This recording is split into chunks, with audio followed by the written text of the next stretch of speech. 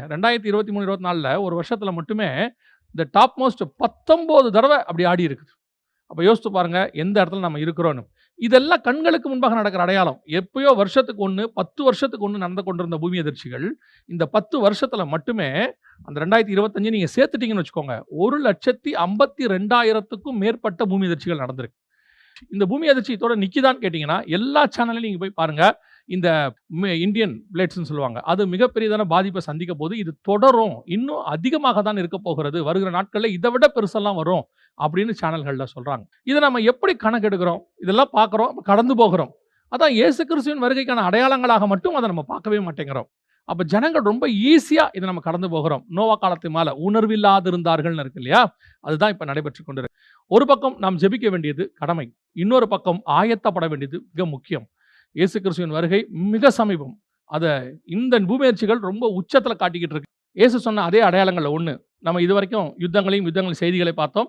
பூமி அதிர்ச்சிகளை பார்த்தோம். இது பஞ்சங்கள். இந்த பஞ்சம் வருவதற்கு மிக முக்கியமான காரணம் பொருளாதார வீழ்ச்சி அல்லது இதெல்லாம் காரியங்கள்லாம் நடக்கணும் இல்லையா?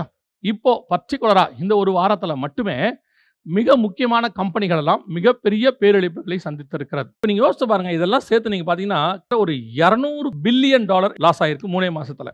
அந்த பொருளாதார நிபுணர்கள்லாம் என்ன சொல்றாங்கன்னா, அமெரிக்கா வந்து ரெசெஷனுக்குள்ள, அதாவது மிகப்பெரியதான வீழ்ச்சிக்குள்ள தொடங்கிருச்சு. டிஎன்பிஎஸ்சி அப்படின்னு சொல்லக்கூடியதான செய்தி நிறுவனம் சொல்லுது 60% வரைக்கும் பாதிக்கப்படும் அப்படின்னு சொல்லுது. உங்க எல்லாருக்கும் தெரியும், அமெரிக்காவுக்கு சளி பிடிச்சா உலகமே தும்பும் அப்படின்னு சொல்லி ஒரு ப்ராபம் உண்டு. அப்படின்னா என்ன அர்த்தம்னா, அமெரிக்கா பாதிக்கப்பட்டா உலகமே பாதிக்கப்படும். ஏன்னா மைய பணம் அமெரிக்கா தானே. ஸோ இப்போ அமெரிக்காவிலேயே இவ்வளவு பெரிய இது பாதிக்கப்படுகிறது. ஒரு 35லேருந்து 60% மிகப்பெரியதான பொருளாதார வீழ்ச்சி அமெரிக்காவுள்ள போகிறது. அந்த பாதிப்பு உலகளாவிய பாதிப்பாக இருக்கும். 2ஆம் உலக யுத்தத்திற்கு முன்பதாக இப்படி ஒரு பெரிய வீழ்ச்சி இங்கிலாந்துல வந்துச்சு. இங்கிலாந்தின் வீழ்ச்சி தான் 2ஆம் உலக யுத்தத்துக்கு வழிவகுத்தது. இப்போ வல்லரசான அமெரிக்காவில் மிகப்பெரிய வீழ்ச்சி தொடங்குகிறது. இது 3ஆம் உலக யுத்தத்துக்கு வழிவகை செய்ய போகுது. ஒரு பக்கம் பஞ்சங்கள், ஒரு பக்கம் யுத்தங்களின் செய்திகளும் போயிட்டு இருக்கு. இன்னொரு பக்கம் பூமி எதிர்ச்சிகள் போயிட்டு இருக்கு. இயேசு சொன்ன வருகைக்கான அடையாளங்கள் எல்லாம் துல்லியமாக நடைபெற்று கொண்டிருக்கிறது.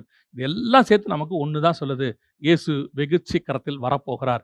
இதை எதையும் தடுத்து நிறுத்த உங்களாலையும் என்னாலையும் முடியாது. பூமி எதிர்ச்சி நம்ம நிற்க வைக்க போறோமா, அல்லது பொருளாதார வீழ்ச்சியை காப்பாற்ற போறோமா, அல்லது யுத்தத்தை நிறுத்த போறோமா? ஆனால் இவைகள் சம்பவிக்க தொடங்கும் போது நம்முடைய மீட்பு சமீபமாக இருப்பதால் நிமிர்ந்து பார்த்து தலைகளை உயர்த்துங்கள் என்று வேதம் சொல்லுகிறது. ஆண்டவர் வெகு சீக்கிரத்தில் வரப்போகிறார். கர்த்தருக்கு சித்தமானால் அவருடைய வருகை நம்முடைய தலைமுறையில் பார்ப்பதற்கு நிறைய வாய்ப்பு இருக்கு. அவர் வரும் நாளாகிலும் நாளிகையாகிலும் யாருக்கும் தெரியாது. எக்ஸ்பெக்ட் பண்றோம். நடக்கிற சம்பவங்கள் அதைத்தான் போய் கொண்டிருக்கிறது. ஆயத்தப்படுவோம். ஒரு கூட்டத்தை ஆயத்தப்படுத்துவோம்.